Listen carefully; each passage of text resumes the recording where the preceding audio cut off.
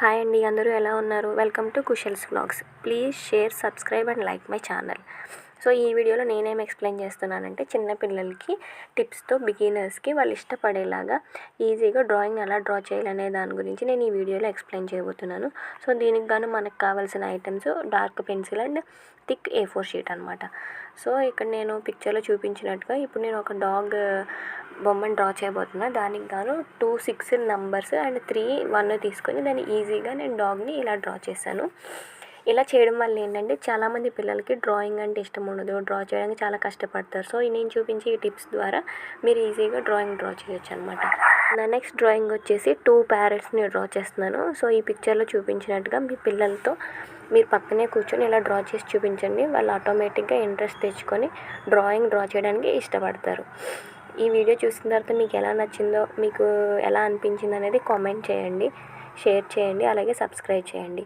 Next ఎలిఫెంట్ని ఎలా draw చేయాలో టిప్స్తో చూపిస్తున్నాను, ఒకసారి చూడండి.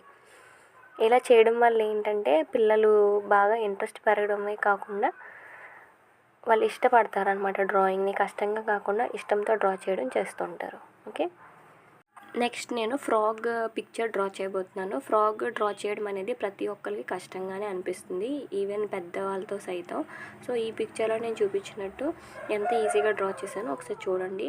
2ని రివర్స్లో డ్రా చేసి ఒకవైపు ఆపోజిట్లో సో నేను ఫ్రాగ్ పిక్చర్ని డ్రా చేశాను. ఇది మీరు కూడా ఒకసారి ట్రై చేసి చూడండి ఎలా వచ్చిందో.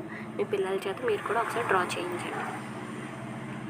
నెక్స్ట్ హౌస్ పిక్చర్ డ్రా చేశాను. ఇది అందరికీ తెలిసిందే, బట్ చిన్నపిల్లల కోసం చేస్తున్నాను కాబట్టి ఈ వీడియో ఈవెన్ హౌస్ పిక్చర్ కూడా ఎలా డ్రా చేయాలనే దాన్ని నేను ఈ వీడియోలో ఎక్స్ప్లెయిన్ చేశాను.